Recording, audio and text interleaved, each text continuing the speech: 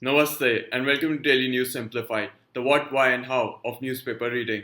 Today, we would be analyzing the Delhi edition of the Hindu newspaper of 7th April 2018. Now, let us begin. Now, we have taken this article from page 5. Now, whenever you're reading a newspaper article or a magazine article and making notes from it, try to segregate every information that is given in the article based on set parameters. Like the reason why this article is in the news is given in the first section of this article. Now, the reason this article is in the news because the government of India has banned the import of the hormone oxytocin.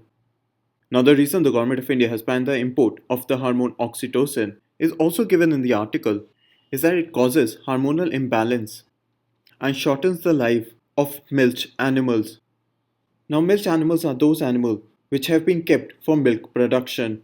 Now, after understanding as to why an article is in the news, where in this article the government bans imports of hormone oxytocin because it causes hormonal imbalance and shorten lives of milch animals. Try to understand as to where this article or this information would then be placed in your UPSC syllabus. Now, in terms of your prelims syllabus, oxytocin would be placed in general science, and the reason for oxytocin being in the news is that it causes hormonal imbalances and shortens life of milch animals would be placed in general issues on environmental ecology. Now, after understanding as to where an article would be placed in your UPSC syllabus, try to understand on how similar questions have been asked in previous UPSC examinations. Now, a question was asked in the prelims of 2012, which had asked the reason for the rare sightings of vultures in India's countryside. Now, an answer to this question was that a drug was being used by cattle owners for treating their diseased cattle, and the vultures who would eat the cattle which had this drug within their system would die. Now, in similar terms, a questioning and reasoning based question can be asked on what is the reason for the shortening of lives of milch animals, and the answer would be the use of the chemical oxytocin. Now, obviously, there are more similar questions for the aspect of this news. Now, let us further understand about the chemical oxytocin. Now, oxytocin is a hormone secreted by the pituitary gland. Now, oxytocin is released naturally in various scenarios such as childbirth, lactation, among other activities. Now, oxytocin is used as a chemical in both humans and animals to accelerate normal labor, wherein it induces contractions once this chemical is given. Now, this chemical is used on milch animals such as cows to induce labor, because of which these milch animals release more milk. Now, hopefully, up till here, you've understood that oxytocin is a hormone that is secreted by the pituitary gland and it is released naturally during childbirth, lactation, among other activities. Now, this oxytocin is used artificially in humans and animals to accelerate labor, wherein it induces contractions, which is more generally used as labor pains. And because of this, it is now used on milch animals to mimic labor, which results in the milch animal giving more milk. And the use of this chemical thereby causes hormonal imbalance in the milch animals and shortens their life. And because of this problem, the government has banned the imports of the hormone oxytocin. However, one of the issues with this is that the domestic production would still continue. Now, hopefully, up till here, you've understood as to what is relevant with regards to your upcoming prelims examination in terms of the basic features for oxytocin, why the government has banned it, and how the artificial chemical of oxytocin is being illegally used. And thereby, you understand the what, why, and how of this article. And in similar terms, it would be recommended for you to make your own notes by first understanding as to where that article would be placed in your UPSC syllabus, and then understanding on how previous year questions have been asked with regards to a similar issue, and then segregating and making notes based upon that. So now with this, we move on to the next article. Now we have taken this article from page 1. Now with regards to this article, and from the perspective of your upcoming prelims examination, what we'll do is first understand is what is meant by adjournment die. And apart from this, we'll also understand what is adjournment, how is it different from prorogation, and lastly understand the scenario for bills in terms of whether they lapse or not in the Lok Sabha or the Rajya Sabha during adjournment or prorogation. Now with regards to your prelims syllabus, it would be placed in Indian polity in the subsection Constitution. And with regards to previously asked questions, a question was asked in prelims 2016 with regards to the scenario of a bill in the Lok Sabha on its prorogation, and similar questions on adjournment sine die, adjournment, prorogation, and the scenario of bills during these procedures has been asked in the previous prelims and mains examination. So let us first understand as to what is meant by adjournment. Now, an adjournment suspends the work of a sitting house of a parliament, but this suspension is for a specified time, which can be of hours, days, or weeks. Now, the power of adjournment lies with the presiding officer of the House. Now, an adjournment only terminates a sitting of the House and not the session of the House. Now, a session of the Parliament is the period spanning between the first sitting of a House and its prorogation. And during this session, the House meets every day to transact business. So, therefore, a session of Parliament consists of many meetings, and each of these meetings in a day consists of two sittings. And therefore, adjournment terminates the sitting of the House and not the session of the House. Now, hopefully, up till here, you have understood that adjournment suspends work of the sitting House of the Parliament for a specified time, and this power of adjournment lies with the presiding officer of that House, wherein adjournment only terminates the sitting of the House and not the session of the House. Now, adjournment sine die means terminating a sitting of the House for an indefinite period. Now, it means that the House is adjourned without naming a day for reassembly, and this is called adjournment sine die. Now, the power for adjournment sine die lies with the presiding officer of that House. Can call for the sitting of the House before any date or time for which it has been adjourned, or at any time after the House has been adjourned sine die. Now, hopefully, up till here, you have understood that adjournment sine die suspends the work of the sitting House of Parliament, but the suspension or termination of work is for an indefinite period, meaning the House is adjourned without naming a day for its reassembly. And the power for adjournment sine die lies with the presiding officer of that House. And once the sitting of the House has been adjourned sine die, the presiding officer can call for a sitting of the House at any time after the House has been adjourned sine die. Now let us understand about prorogation. Now prorogation terminates both the sitting and session of the House of the Parliament. Now the power of prorogation is done after an order has been made by the President of India. And prorogation can be done while House is in session or after an adjournment sine die has been passed. Now hopefully up till here you have understood that prorogation terminates both the sitting and the session of that House of the Parliament.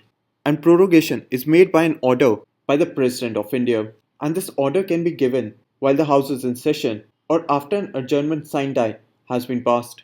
Now hopefully up till here you've understood as to what is adjournment sine die, and what is prorogation. And moreover, you can easily answer if a question on their differences is also asked. Now let us understand with regards to the scenario of the bills. Now in adjournment and in adjournment sine die, it does not affect the bills or any other business pending before the House. While in prorogation, it does not affect the bills or any other business pending before the House. However, all pending notices, except those for introducing bills, lapse, and fresh notices have to be given. Now hopefully up till here with regards to scenario of bills, that during adjournment or adjournment sine die, it does not affect any bills or the business of the House, and same can be resumed when the House meets again. While in prorogation, it also does not affect the bills or any other business pending before the House. However, pending notices, except those on the introduction of bills, lapse on prorogation, and fresh notices have to be given for the next session. Now, apart from this, there's one more thing that you should understand is about dissolution. But for now, we will not be focusing on dissolution. And so with this, we move on to the next article. Now we have taken this article from page 7. Now this article is in the news because the rhino census is being conducted at the Kaziranga National Park. Now one of the aspects that this article talks about is of the methodology used. Now according to this article, one of the methodology that was used was head count based on actual sightings. Now in this methodology, the total rhino are counted by every enumerator or a person within his or her specified area of estimation. So if let's say an area of the Kaziranga National Park is given to one enumerator, he would write down on how many rhinos that person has seen within this specified region. Now obviously this is a simple explanation of this methodology. Though this article talks about the unique challenges that counting of rhinos has brought up. But with regards to your upcoming prelims examination, what we'll do is understand about the Kaziranga National Park. Now, the Kaziranga National Park hosts two-thirds of the world's greatest one-horned rhinoceros. The Kaziranga National Park is also a UNESCO World Heritage Site. Apart from this, the Kaziranga National Park is also a tiger reserve and is home to the one of the highest density of tigers among protected areas in the world. Apart from this, Kaziranga is recognized as an important bird area by BirdLife International. Now, apart from this, the rivers that crisscross Kaziranga are Brahmaputra, Thiplu, Mora Diplu, and Mora Dhansari. Now, apart from this, the Kaziranga National Park also hosts endangered Ganga dolphins. Now, hopefully, up till here, you've understood the main points with regards to Kaziranga National Park, wherein it hosts two-thirds of the world's one-horned rhinoceros. Apart from this, it is also a World Heritage Site and a tiger reserve. Apart from this, Kaziranga National Park is also an important bird area, which has been classified by BirdLife International. And moreover, the rivers Brahmaputra, Thiplu, Mora Thiplu, and Mora Dhansari are one of the major rivers that crisscross Kaziranga National Park.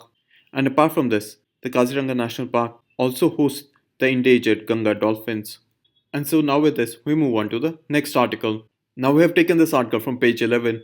Now what this article talks about is that the Reserve Bank of India has increased the debt investment limit for foreign portfolio investors across all segments. Now with regards to your upcoming prelims examination, what we'll do is get a basic conceptual understanding as to what is foreign portfolio investment, what are foreign institutional investors, and qualified foreign investors. Now, questions have been previously asked in your prelims 2012 and the prelims 2011 exam with regards to FDI, FFI, and portfolio investment. So, let us first understand as to what is foreign portfolio investment. Now, foreign portfolio investment is investment by non residents in Indian securities, which includes shares, government bonds, corporate bonds, convertible securities, infrastructure securities, among others. And the class of investors who make investment in these securities are known as foreign portfolio investors. Now, hopefully, up till here, you have understood that foreign portfolio investment are investment by non residents in Indian securities such as shares, government bonds, corporate bonds, convertible securities, infrastructure securities, among others. And these class of investors who make investment in these securities are known as foreign portfolio investors. Now, SEBI has stipulated the criteria for foreign portfolio investment, and according to this criteria, any equity investment by non residents which is less than or equal to 10% of capital in a company, 10% of capital in a company, and this is known as portfolio investment, while above this investment will be counted as foreign direct investment. Now, hopefully, up till here, you have understood that SEBI has stipulated a criteria for foreign portfolio investment, wherein equity investment by non residents, which is less than or equal to 10% of capital in a company, will be counted as portfolio investment, while anything above this investment will be counted as foreign direct investment. Now, apart from this, foreign portfolio investors include investment groups of foreign institutional investors, qualified foreign investors, sub-accounts, among others. But with regards to this section, we would focus upon FFI and QFI. Now, foreign institutional investor is an institution established or incorporated outside India which proposes to make investment in India in securities and is registered under the SEBI Foreign Institutional Investors Regulation of 1995. Now, FFIs comprise of pension funds, mutual fund investment trust, insurance company, reinsurance company, among others. Now, a qualified foreign investor is an individual, group, or association which is a resident in a foreign country, and this foreign country is a member of the Financial Action Task Force. Now, hopefully, up till here, you've understood that foreign portfolio investors, wherein foreign institutional investors are established or incorporated outside India and seek to invest in Indian securities. Now, moreover, these foreign institutional investors are registered with the SEBI and can be in form of pension funds, investment trust, insurance company, reinsurance company, among others, who seek to invest in Indian securities. While qualified foreign investors are individuals, group, or association which are resident of a foreign country, and that foreign country is a member of the Financial Action Task Force. Now, the difference between foreign institutional investor and qualified foreign investor is a procedural difference. But hopefully, you have understood as to what is foreign portfolio investment, who are foreign institutional investor, and who are qualified foreign investors, and have a basic conceptual understanding with regards to your upcoming prelims examination. And so, with this, we move on to the next article. Now, we have taken this article from the editorial page on page 6. Now, what this article talks about is that India still lags behind in the world universities ranking, and in terms of PhDs awarded and number of patents filed, and therefore this raises a question on the level of innovation in the country. Now, according to the author, even though India's expenditure on research and development has been rising, it is still much below the international levels, and the contribution of the higher educational institutions in research and development spending is very less. Now, with regards to this, the author has given several points on how to boost innovation in India. Now, the answer to this question becomes relevant with respect to the UPSC mains examination, and let us first understand as to where it would be placed in your UPSC syllabus. Now, this article would be placed in GS paper 3 in the subsection Science and Technology Development, wherein previously questions have been asked, such as wherein the first question was asked in the mains examination of 2012 with regards to the globalization of research and development and its impact on India's development, while the second question was asked in the 2014 mains with regards to scientific research in Indian universities. As you might know, there was also a specific separate chapter in this year's economic survey, which was titled Transforming Science and Technology in India. And therefore, this article and the several reasons on how to boost innovation in India becomes important within this aspect.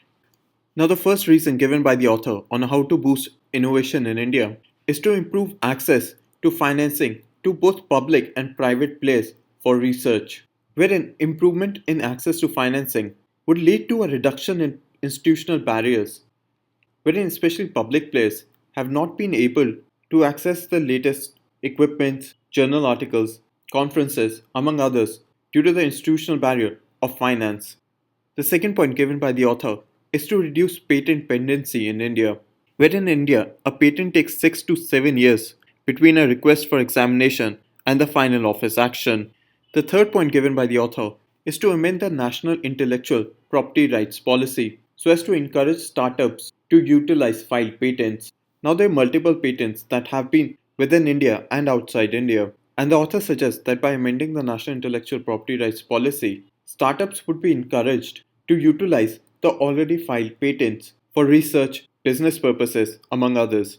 The fourth point given by the author is the promotion of research and development as a unique business model, wherein rather than having research and development as a subcategory of various businesses such as automobiles, information technology, among others, what is required, according to the author, is to have research and development as a business model in itself.